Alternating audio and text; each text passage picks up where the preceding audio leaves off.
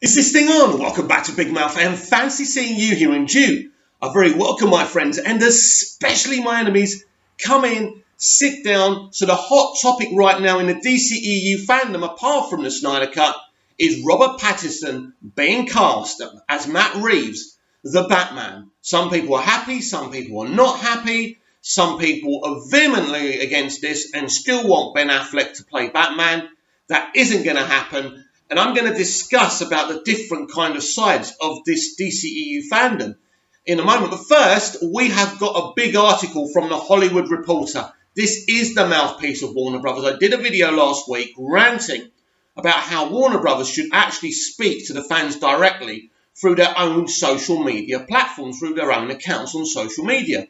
But they keep on speaking through other sites, and I don't like it. But this is the way we get information. There's nothing we can do about it, so let's read this quick.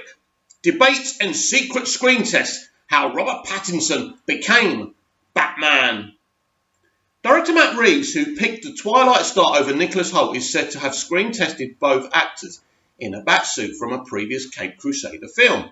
That's common practice. That's happened with Superman as well, actually. I think Henry Cavill actually tested in Christopher Reeve's outfit. I think I saw a picture and he looked amazing. 2 weeks ago, a black jacket-clad Robert Pattinson faced flashbulbs and reporters at the Cannes Film Festival premiere for his period drama The Lighthouse, when one guest approached him at the reception and said, "I heard you were the new Batman." He offered only a sly smile and stayed mum. In reality, Pattinson was not the Caped Crusader just yet. Hours after his Cannes duties in designer's duds, he would be on a plane to Los Angeles to face perhaps the biggest test of his acting career, putting on a batsuit for director Matt Reeves, who is casting the Batman. That test was officially past Friday, when Warner Brothers announced that Pattinson had won the role. It's funny when they say Warner Brothers announced it on Friday. They announced it via sites. They didn't actually announce it properly, did they? The decision was the culmination of an intense process that insiders describe as surprisingly quick, as opposed to most superhero casting efforts, which often include far and wide searches and dozens of screen tests for the likes of Superman or more recently Spider-Man. The Batman process was notably smooth. It was quick, says one Warner's insider, quicker than normal. Reeves, who was hired to write and direct a new Batman movie in February 2017, was envisioning actors while penning the script. According to sources familiar with the filmmaker's thinking, it helped that this new Batman needed to conform to a defined age bracket. He is written as around 30 years old, and the story is neither another rehashing of his origin nor the tale of a seasoned crime fighter. That's pivotal. Let me repeat that. The story is neither another rehashing of his origin nor the tale of a seasoned crime fighter. So he's not a seasoned crime fighter, and this is not about the origin. So I think these are things, especially the origin, because people keep on saying, "Not another origin story." So that's good. So where are we? He is Bruce Wayne, still trying to find his footing on his way to becoming the genius detective. This, of course, eliminated Ben Affleck, as the Hollywood Reporter first reported back in July 2017. Look, we all knew Ben wasn't coming back after Justice League anyway. Affleck and Warner Brothers denied the recasting at the time because the actor who had played the role in Batman v Superman and Justice League was to have headlined his own standalone movie. That was sidelined when the studio began rethinking its superhero strategy. Reeves is said to have considered Pattinson 33 early on in the process, says one source. Even though no outreach was made, Reeves didn't even know if the actor wanted the part. Since Pattinson shot to fame as a heartthrob vampire in the Twilight films, he has built a solid resume in smaller, well-reviewed independent films, like Good Time and Maps to the Stars. He has assiduously avoided big studio franchise films, but that fact actually made him more attractive to Reeves and the executive team at Warner Brothers. Specifically, Pattinson has not yet appeared in a Marvel Studios movie, and name brand actors not working for the DC Comics rival are becoming few and far between. This is very true, of course. While there are no contract provisions prohibiting Marvel actors from appearing in DC Warner Brothers movies and vice versa. Execs believe that the cross-pollination dilutes both brands and can cause confusion for audiences, especially from a marketing point of view. I agree with that. Nicholas Hoult, 29, who became Pattinson's chief rival later in the process, had been appearing as Hank McCoy, aka Beast, in the X-Men movies, but Warner's execs didn't disqualify him because of X-Men flicks. Are not part of the Marvel Cinematic Universe, are an ensemble in nature, and Holt spent large chunks of those movies unrecognisable as a furry blue mutant. Reeves is said to have spent hours poring over the two actors' work and met with them in April. Pattinson has far more name recognition than Holt, but it was his work in Good Time and High Life, among others, that Reeves kept on coming back to. Holt, too, had impressed the deliberate filmmaker known for his thought-provoking work on the Planet of the Apes franchise, with the favourite this winter.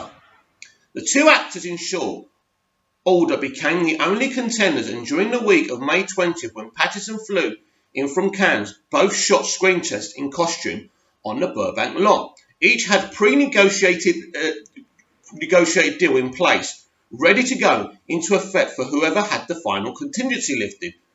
The screen test. Pattinson and Holt put on a suit from a previous Batman movie, as has become customary in the back test process. Christian Bale, before landing Batman Begins, performed his test in the suit used by Val Kilmer in 95's Batman Forever, for instance. Did they embody the character? How did their eyes look and act? Is there a specialness to them? Those were the questions Reeves and the studio wanted answered.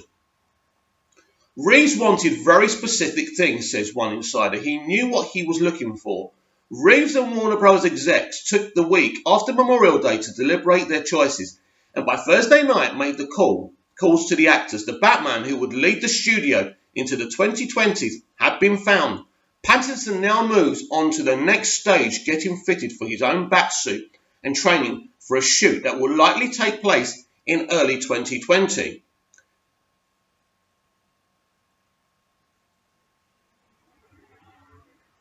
So, very, very, very, very interesting article. I think so anyway.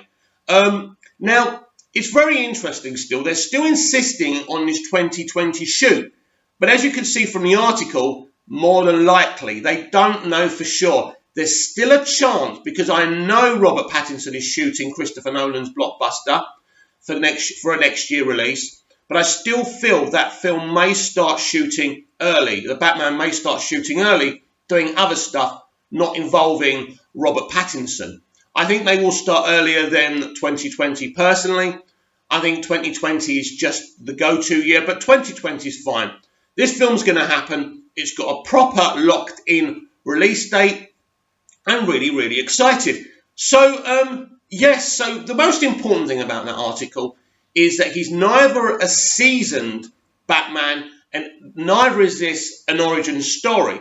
I know a lot of Batman fans who are fed up of the origin story, don't want it retold. There may be a few backflashes. I'm fine with it. I still think my theory of him investigating Martha and Thomas Wayne's death is the murder he'll be investigating. I'm kind of sure of that now. And I think that makes it a personal story if this has been the thing that's been driving him in his early years. A lot of people are assuming because he's not a seasoned Batman that all of a sudden he won't be wearing the suit. That's obviously not true. This is a Batman in his early years. He's only just become Batman. So imagine the Gotham TV show and that character just becoming Batman. It's a bit like that. He's had his adventures in Gotham as a young Bruce Wayne. He's grown up. He's 30 years old, 32 years old, or whatever he is. And he's just began his journey of becoming Batman. And he's determined to find out who killed his parents. He still doesn't know. This is just a theory of mine. And obviously, one of the Rogues Gallery is responsible. But what if all of the Rogues Gallery are responsible? We don't know. We don't know what kind of penguin we're going to get. I think we're going to get them all. As I say, the Joker, I don't know. Obviously, Joaquin Phoenix, the Joker movie comes out later this year. You're going to want to watch that film. It's going to be one of the most blue touch paper lit moments in cinema history, not just comic book adapted history, but movie history. I know what I'm talking about. Wow, you're going to want to go and see that film. So I think we're going to all be theorising. Now I want to move to a more negative point of conversation, and I keep on talking about this every day. It's the division between the DCEU fans now. You've got the die-hard Snyder fans who think it's Snyder or die. Basically, if you support the new DCEU, right, guys, hot. But if you support the new DCEU, you're not a Snyder fan. You're lying about wanting the release of the Snyder Cut. So it's basically Snyder or die to them, and there's a lot of arguments. And I've noticed as well this morning, they're putting out a video, it must be from a couple of years ago, a year and a half ago, where Matt Reeves denied that anyone but Ben Affleck was going to play Batman, right? So what does releasing this video? Look, creatives lie all the time. Out here in Cyprus, I lie to my audience sometimes. You have to. The position of Matt Reeves was a difficult one. He came in to do a difficult gig to make his own Batman movie, which wasn't going to involve Ben Affleck. But he couldn't just come out and say it because the studio weren't ready to announce it. And what he said was great. He said, at this moment, yes. That was a great answer. It wasn't a definite yet. But so people are going to try and call Matt Reeves not a nice person, not an honest person. He did what he had to do. I don't care. To the Snyder fans who follow this channel, who follow me on Twitter, @MoviesTVMad, I'm going to make my position abundantly clear, like I do every bloody day. I love Zack Snyder. He's one of the most unique filmmakers, storytellers, with a beautiful director's eye I have ever had the privilege of watching their content, right?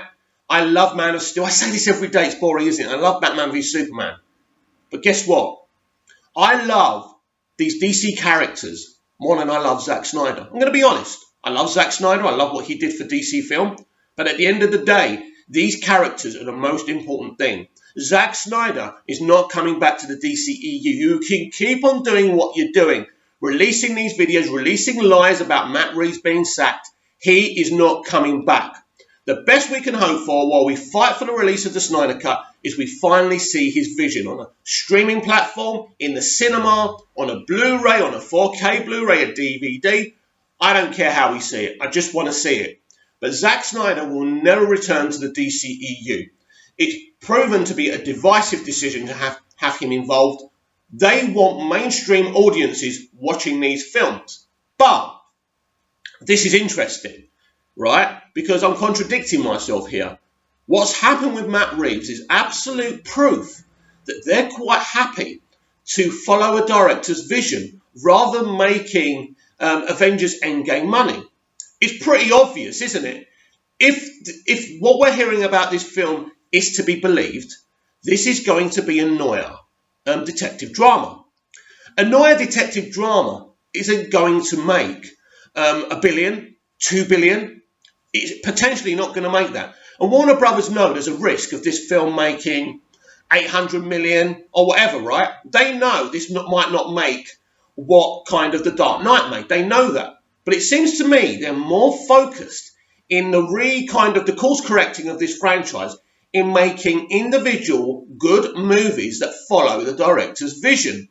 And I think that's what Warner Brothers have always stood for. Apart from, and this is the problem, I think what happened with Justice League and BVS and Suicide Squad isn't the norm for Warner Brothers. They normally put their weight behind the director's vision. I think what went wrong there, they felt under pressure from the pundits and what was going on at Disney with Marvel Studios and their success.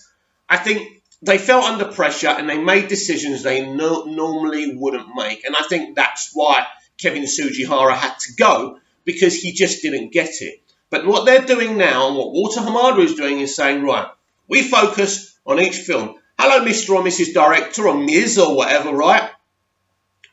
You've got a vision, right? Tell us your vision. Great, we love it. Do it. Do it. Write the script and we'll see if we can go with it. Yeah, that's great. Do it. It's unique. It's brilliant. That's what's going to happen. So the second thing that's going to happen is that each character will be a franchise within a franchise. We've also discussed that before. As I say, the Batman universe will be its own universe. Jeff Johns' Green Lantern Corps universe will be a universe. He'll be in charge of the spin-offs. That's what's happening with Aquaman. James Wan is now developing a spin-off movie which will come out before Aquaman 2, which is also brilliant. Boy, I am sweating. Anyway, it's fun to sweat. I'll lose some weight, right? So that's what's happening. I'm excited by Walter Hamada's DCEU vision, where story and content comes before the actual box office. They're happy to make a little profit because they know eventually when people see what they're doing and enjoying these individual projects and these franchises within one franchise, they know this could work. This is something different that Disney can't do, that Marvel Studios can't do. And as I say, I'm really excited. Snyder fans of all shapes and sizes and mentalities, I love you. You're part of the reason I created this channel. This channel's never going to make money. Never. I'm here because I'm a vain bastard. I want people to hear what I have to say. And look at my flawed appearance. Basically, I'm never making money from this channel. It's just impossible. But never mind, not to worry. But we can still come in and talk about the major issues. I love you guys and girls, I do.